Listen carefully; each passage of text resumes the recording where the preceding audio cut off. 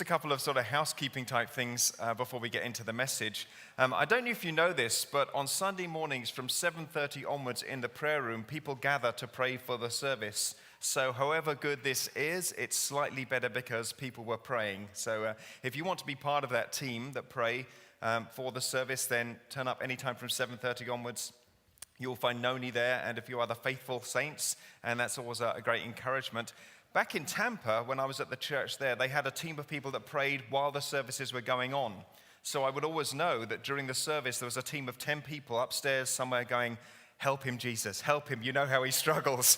But there would be people praying while the service was going on, and that was very encouraging to those of us that were involved in the service. So if that's something that you might be interested in doing, and I know that means getting here and praying for one service and attending another, but it's a really great ministry, and we will never know what difference your prayers make, but I know that it does make a difference. So if that's something that God is putting on your heart, then please talk to Noni or let me know, and we'll get such a team organized to pray through the services as well. Secondly, if you open up your bulletin that you received when you came in this morning and pick out the notes, you'll see the notes are a slightly different design. What you will need for during the message is front and back. And on the inside part of the notes are notes for life groups, or for further personal discussion. If you are not in a life group, then you can use them for sort of personal study. But if you are in a life group, these are the notes that you can use for your life group. So you only need front and back during the service, but for life group, the notes are there in the center section. If you're not in a life group, then you're really missing out. One of the primary ways in which we try and care for you pastorally in this church is through the means of life groups, because they should be the people that know most closely what's going on in your life, because they see you every week and you're sharing life together. If you are in the hospital, it should be your life group that comes and visits you. If I turn up, it's worse than you thought. No, I'm just kidding. We do, of course, go as pastors. Yeah, I usually come in wearing my black robe and with my scythe, No, not really. But we really believe that the greatest care that you can experience in this church is probably in the context of a life group. And that's really where the rubber hits the road in terms of spiritual growth as well. Because it's one thing to hear a pastor say, you need to forgive one another. And, we can all sit in a service and nod, yes, I really should. It's a different thing when we're in a life group and someone says to you, is there someone that you're harboring a grudge against? Is there someone that you need to forgive? And it's not a rhetorical question. And you actually have to engage with that issue. That's where growth really happens. So I want to strongly encourage you, if you're not part of a life group, do get involved in one. There's a listing out on the Life Path table. That's where everything is to be found. It's the source of all wisdom after the service. The Life Path table has a listing of our current life groups, and get involved there, and you will receive a warm welcome. If you don't, come back, tell me about them, and I'll tell them off, and we'll send you to another group. But you should get a warm welcome at a life group. So, we are in a series called The Art of Neighboring, and I've been doing a lot of thinking, really ever since Christmas, about priorities in my life. We come to the new year and we start thinking about, well, this year I want to be about what is important, not just about what comes along. And I've been reading a lot about productivity at work. And for those of you that work in an office, you probably know this temptation, that the first thing you want to do when you get down in front of your computer is check email. And I don't know why that's so seductive for us, but we get in and the email is there, and we get a little sort of hit from, someone's communicating with me. And we see, and most of them are sort of marketing messages and nonsense, but occasionally there's individual ones. And it's very tempting just to dive into email and start answering emails, and before you know it, an hour or an hour and a half has gone by, and you've done no contribution at all to what you really should be doing that day. So one of the books that I've read, and in fact I've encountered this concept in a number of books, talks about blocking time off for the most important things and giving quality time to that rather than frittering it away on emails, web browsing, Facebook updates, and so on. But work out what is the most important thing I can do today which will advance my overall goals, and then do that thing first. Block off time to do that. And that way you actually get work done on the things which are a real priority rather than the things which are demanding your attention. I mean, your email inbox is really just a list of other people's priorities, right? It's what they want you to do. But how are you setting your priorities? And I've been thinking about this, of course, in terms of this series about neighboring. How much of it of a priority is it for me to be a good neighbor to those people that live around me? We spoke last week about the fact that this is often the forgotten commandment. We know love the Lord your God with heart, mind, soul, and strength. But the second part, the forgotten commandment, love your neighbor as yourself. Why should we do this? Why should we do this? If I've got my ticket to heaven, if me and Jesus are all right, why should I bother about loving my neighbor? And I think the great example for us in this is because Jesus did it first. Jesus, who was distant from us, came to us. While we were estranged from him in broken relationship, he came close to us. He became the friend of sinners. And I'm guessing that your neighbors are sinners, but you can become their friend too. And you've got even more in common with them because you're a sinner too, whereas Jesus wasn't. Sorry, does that offend you? I am too, at least I was, but that's all cleaned up now. But we were estranged from God, we were strangers, and then he came near. He welcomed us in and we became family. And that's the journey we want to invite people to, the one that we ourselves took, where we moved from stranger to friend to family. That's our hope for our neighbors too. Our neighbors at the moment might be strangers to us. We hope that they will move to become friends, and we hope eventually, in Christian terms, that they will become family. So if you want to follow your outline, the first point here for today's message is this: the biggest obstacle is time. The biggest obstacle is time. I was tempted to put massive introversion there as an alternative, but let's go with time because we don't all suffer from massive introversion. So when we say, I don't have time to get to know my neighbor, what we are really saying is, I don't consider getting to know my neighbor as important as everything else that I do. We all have the same amount of time in a week. We choose to use it differently. And what happens is that the way we live doesn't end up matching with our intentions. The art of saying no to good things needs to be developed in order that we can say yes to great things. And if we understand it in those terms, we might change our calendar. I know some people find it very hard to say no. People ask them to do things and they say yes because they feel really bad if they say no. And that really can fill up your calendar very quickly. But if having time for our neighbor meant we only allow our child to do one sport or one extracurricular activity, then maybe that's a choice that we make. I am amazed, and I don't think this is as true in England as it is in America, but it might be, so you can slam me afterwards. But I'm amazed at how much time parents give to their children's amateur sports in this country. I'm sorry to tell you this, but your child is not going pro. And for 0.01% of you, I just got that wrong, and you'll come back in 20 years and go, ha ha! But for most of us, our child is not going pro, but our neighbor may be going to hell. I'm not picking on parents with sports-gifted children. However we use our time, we have to ask, what's the priority? If we believe in the reality of heaven and hell, then we need to order our lives accordingly. And if we fill our lives so full of other things which do not count for anything in eternal terms, and we have no room left for the things which do count eternally, then that's pretty serious. Do we live at a pace that allows us to be available to those who live around us? John Ortberg said this: busyness and hurry are the enemies of relationship and intimacy. Busyness and hurry are the enemies of relationship and intimacy. And we live in the tension between the urgent and the important.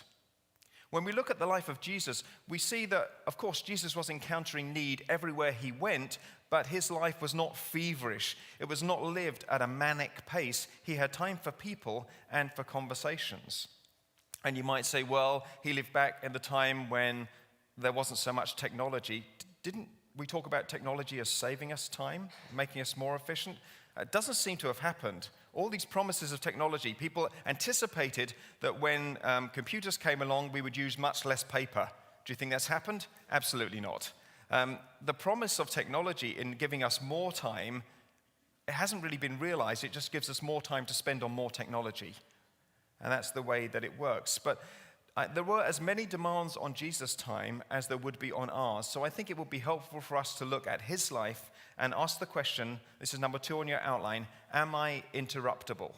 Am I interruptible? Jesus had time for interruptions. Do we? What would it take to change the pace of our lives in order to be more available to those who live around us? And we're going to look at a story in Luke chapter 8. If you have a Bible with you or a Bible app, open to Luke chapter 8, and I'm going to read verses 40 to 56. Luke 8, 40 to 56. Now, when Jesus returned, a crowd welcomed him, for they were all expecting him. Then a man named Jairus, a synagogue leader, came and fell at Jesus' feet, pleading with him to come to his house, because his only daughter, a girl of about 12, was dying. As Jesus was on his way, the crowds almost crushed him. And a woman was there who had been subject to bleeding for 12 years, but no one could heal her. She came up behind him and touched the edge of his cloak, and immediately her bleeding stopped. "Who touched me?" Jesus asked. When they all denied it, Peter said, "Master, the people are crowding and pressing against you." But Jesus said, "Someone touched me. I know that power has gone out from me." Then the woman, seeing that she could not go unnoticed, came trembling and fell at his feet. In the presence of all the people, she told why she had touched him and how she had been instantly healed. Then he said to her, "Daughter, your faith has healed you. Go in peace." While Jesus was still speaking, someone came from the house of Jairus, the synagogue leader. "Your daughter is dead," he said. "Don't bother the teacher anymore." Hearing this, Jesus said to Jairus, "Don't be afraid. Just believe, and she will be healed." When he arrived at the house of Jairus, he did not let anyone go in with him except Peter, John, and James, and the child's father and mother. Meanwhile, all the people were wailing and mourning for her. "Stop wailing," Jesus said. "She's not dead, but asleep." They laughed at him, knowing that she was dead. But he took her by the hand and said, "My child, get up." Her spirit returned, and at once she stood up. Then Jesus told them to give her something to eat. Her parents were astonished, but he ordered them not to tell anyone what had happened. What we see in the person of Jairus is absolute desperation. The status is sort of irrelevant here, and it begs the question, how desperate do you need to be? How low do you need to go before you call on Jesus? This man was clearly desperate because of the state that his daughter was in. Some of us get the hint early that we are not God, that our lives without him are empty and unmanageable. For others of us, it takes more than that. We need to get pretty low, pretty desperate before we call on Jesus. Where are you at this morning? Do you sense this ache, this longing for something more? Pascal, the French philosopher, spoke of us having a God-shaped hole in our lives, and you can try and fit other things in there, drugs, relationships, achievement, success, but nothing really fits and nothing really satisfies, because we are destined for a relationship with God, and until we have that relationship, we will not achieve satisfaction. And you can make a fresh start with Jesus even today. Leave your past, your sin, your history behind and start fresh. And it's fairly simple. It's as simple as ABC. We accept that we are sinners, that we have fallen short of God's standards, which are perfection. And that shouldn't be too hard for us to do. If you're not sure whether you're a sinner, if you're married, just briefly ask your spouse. If you're not married, ask your friends. But we need to accept that we are sinners. And we don't like that terminology. It sort of sounds Christian and legalistic and Bible-bashing terminology. But just what it means is that God had designed a certain way for us to live, in a way where we loved him and we loved others, and we've fallen short of that. We don't achieve it. We get it wrong. We mess things up. We hurt others and we hurt ourselves. We are sinners. We need to accept that. That's the A. The B is to believe that Jesus Christ came in the flesh and died on the cross for our sins. There was this huge barrier between us and God. We were separated by our sin. And we know this too. If we really offend another person, there is this gulf between us, a coldness between us. And only a dramatic act sometimes can achieve reconciliation. And the dramatic act was Jesus going to the cross and saying, yes, they're guilty, but I will pay the price for their sin. And he took that in himself on the cross. He who knew no sin became sin for us, that we might be reconciled to God the Father. That's the B. And then the C is confess this. Admit out loud that you are a follower of Jesus Christ. The New Testament knows nothing really of private Christians. You confess that you are a Christian. And one very practical and obvious way you can do that is to be baptized, to stand before others and be dipped into the water and raised up as a symbol of the death of the old life and the raising up of the new life. A, accept that you are a sinner. B, believe that Jesus Christ died on the cross for your sins. And C, confess that. Declare it out loud that you are a follower of Jesus Christ. And that's how the new life can begin even today. Back to the story. We've looked at Jairus in his desperation. What about this sick woman? She was suffering from, how shall we say, gynecological bleeding. And this was a problem because it rendered her ritually unclean, which meant that she could not be part of the religious life of the community. In Leviticus 15:25, and this gets a bit gory, if you have young children, just clap your hands over their ears for a moment. If a woman has a discharge of blood for many days, not at the time of her menstrual impurity, or if she has a discharge beyond the time of her impurity, all the days of the discharge she shall continue in uncleanness. As in the days of her impurity, she shall be unclean. Every bed on which she lies, all the days of her discharge, shall be to her as the bed of her impurity. And everything on which she sits shall be unclean, as in the uncleanness of her menstrual impurity. And whoever touches these things shall be unclean, and shall wash his clothes, and bathe himself in water, and be unclean until the evening. So your word of the day is discharge. It's pleasant, isn't it, for a Sunday morning? So this woman would have been made ritually unclean. And as a result, she would have been ostracized from the community.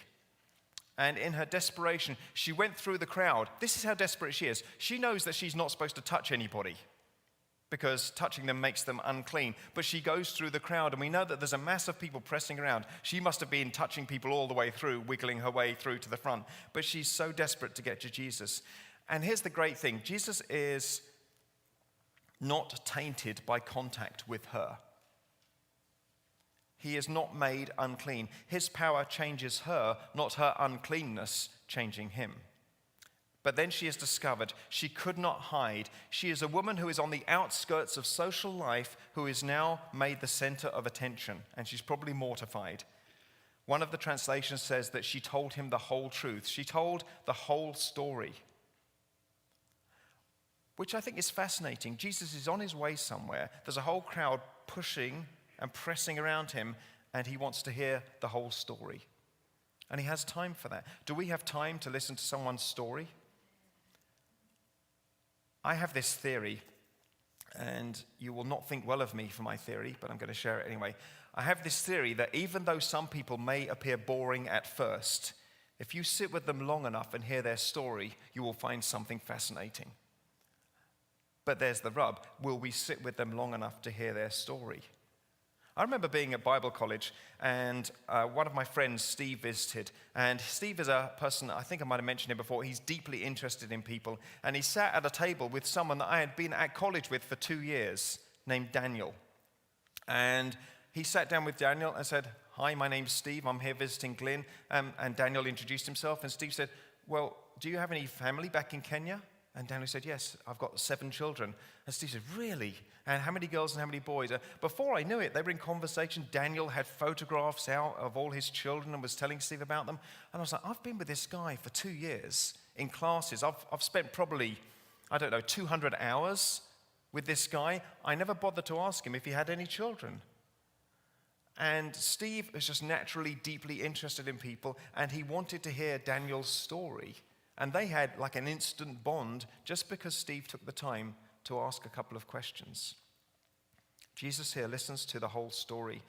And there's this great part in the story, and it's easy for us to miss because we don't always get the Jewish nuances. But Jesus calls her a daughter of Abraham and says, "Your faith has healed you." And there's a couple of points there. Remember, she's been ostracized from community. She's been pretty much outside of the faith community for 12 years. And then Jesus calls her daughter of Abraham. Abraham was renowned for what?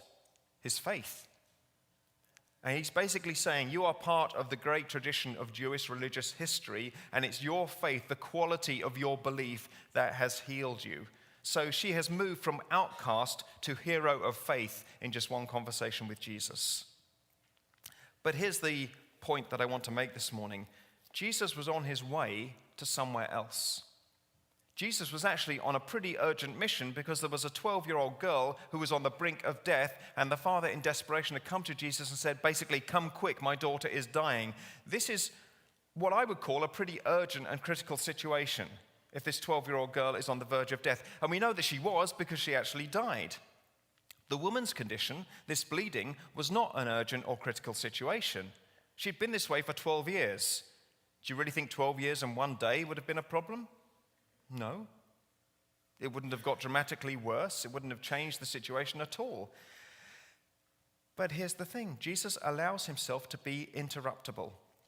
He has enough margin in his life for that. He has room and time for compassion and action.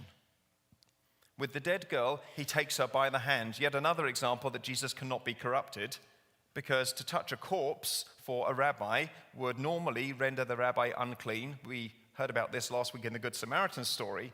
But Jesus is able to touch a woman who is bleeding and touch a corpse. And it's almost as if there's this sort of uncleanness which is supposed to travel from the corpse up to Jesus. And I imagine this sort of, maybe it's too much science fiction, but this sort of power wave coming up here and then sort of meeting Jesus, go, and going back down again. And it's actually the cleanness and purity and healing of Jesus that is transferred in that direction, not the uncleanness which comes in this direction. It's a beautiful scene. For us, thinking about our neighbors, there are 3 serious questions we need to answer this morning. The first one is this: do we encounter people in need?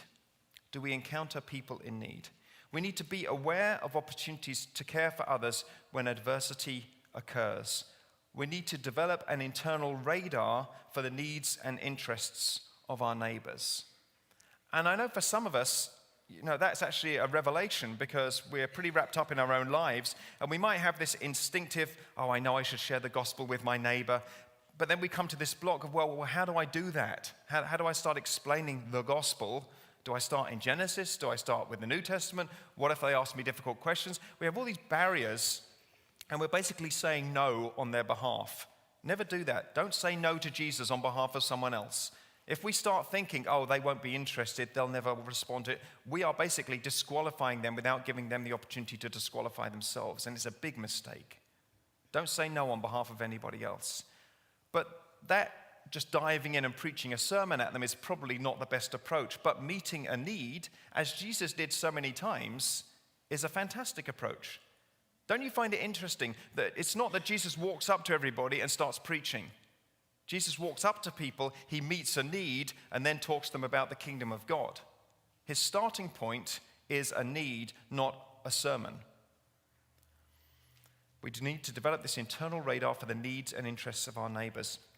In your bulletins again this week, just for any of you who weren't here last week, there is a block map. And this is the exercise that you need to do. And your house is in the middle of this beautiful 9-block scheme, which none of us actually live in. But you just put in the names of your neighbors around you. And then the second point is anything you know about them. And then the third point is anything of significance you know about them. Their hopes, their fears, their dreams, their situation. And as we discovered last week, only 1% of people actually can go to level 3 on their knowledge of their neighbors. But this is a great exercise to do as we're seeking to love our neighbors. Also, somebody last week after the message let me know about a website called nextdoor.com. Is anyone else aware of it other than Renee? Oh, good. Well done. So I signed up for it this week. And all you do is put in your zip code and your address and verify that you actually live there. And then you get access to all this interesting information about your neighborhood. And one of the things which I did this morning is it says, what skills can you offer to your neighbors?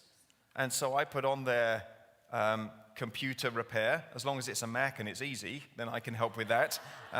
It's also, Macs almost never have problems, so I'm figuring that I won't get called. But if I do, I will pray to St. Steve and hope that he gives me wisdom to fix the Mac problem.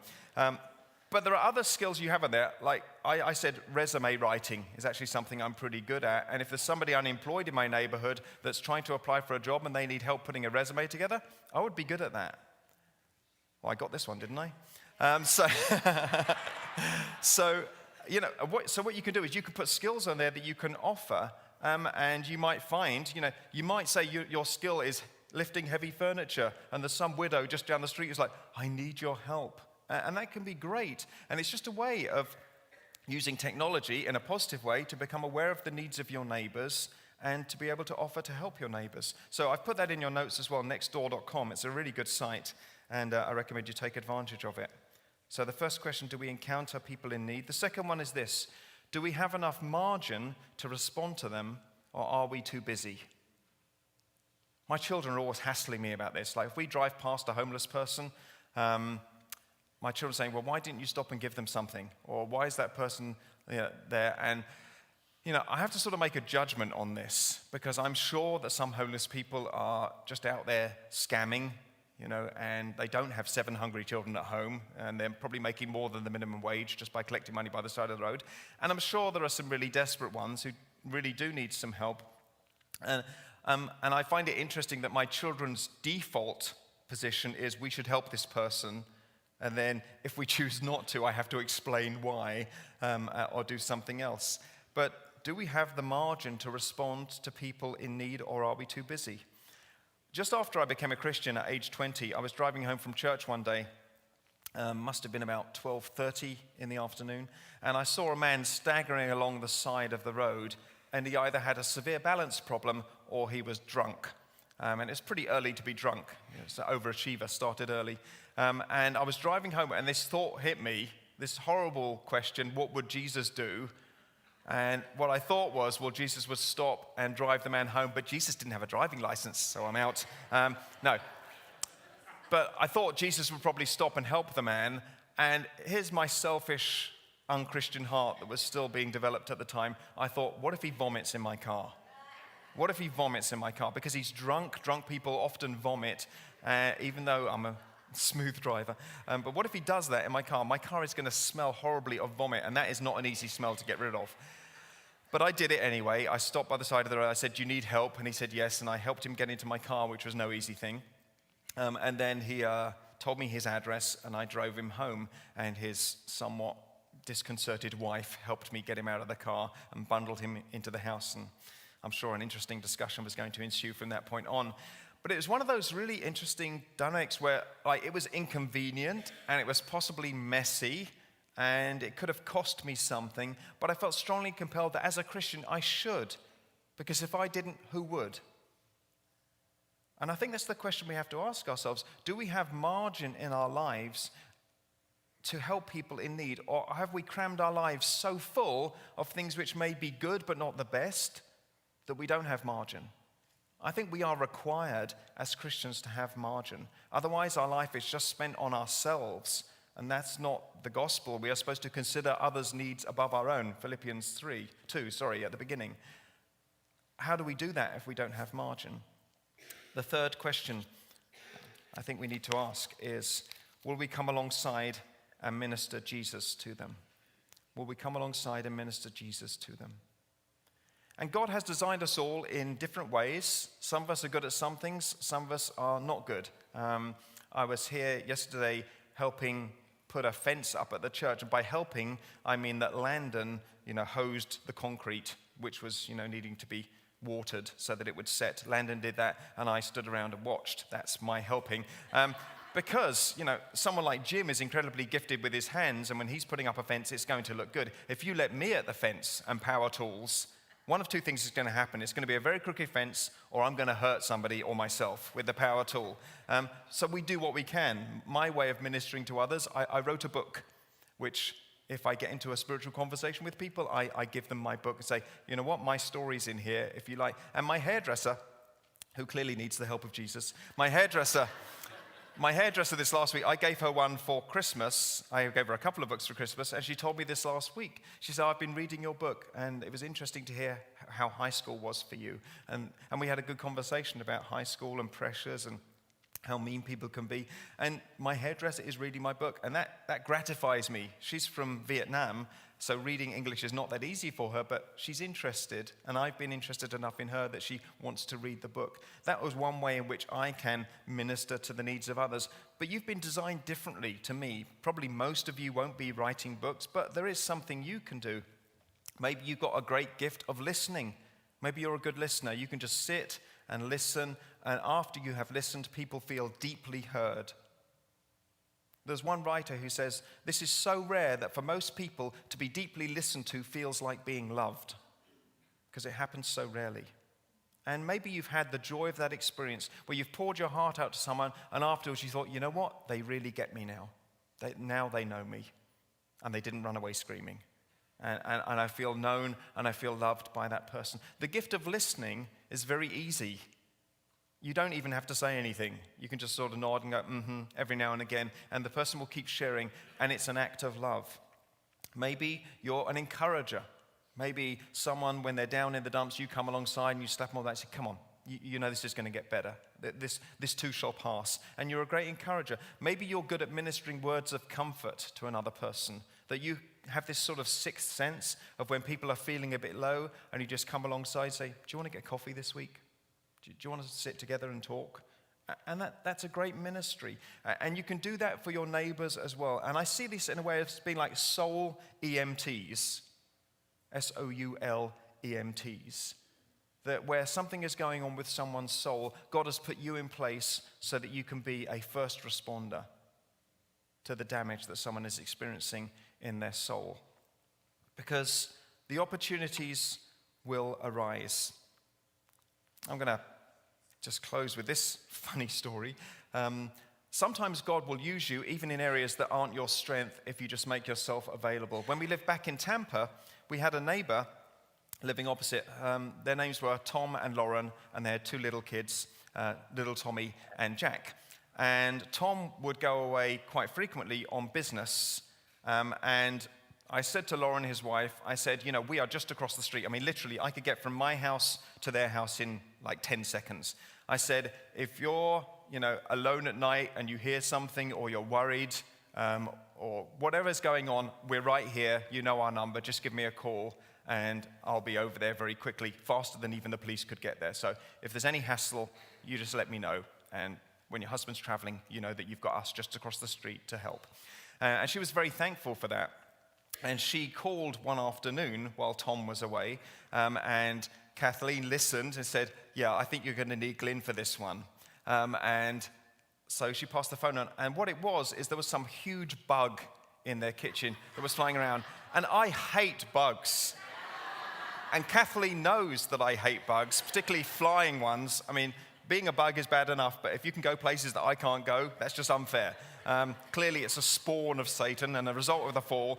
And I was just distressed by this because I was like, now I have to be a man. Because, Landon, no, never mind. And it's just horrible because I hate bugs. And, Kathleen says that I run away screaming like a little girl, which is not at all true. It's like a very big girl. And so I went over there, and sure enough, this half bird, half bug thing was flying around the kitchen, and I got some sort of mop or something and whacked it, and it then went down, and I was like, there you go, no problem. I took care of it, being a man, and afterwards, I went home and I was like, this Christianity stuff really costs me sometime. But for Lauren, that was a big deal.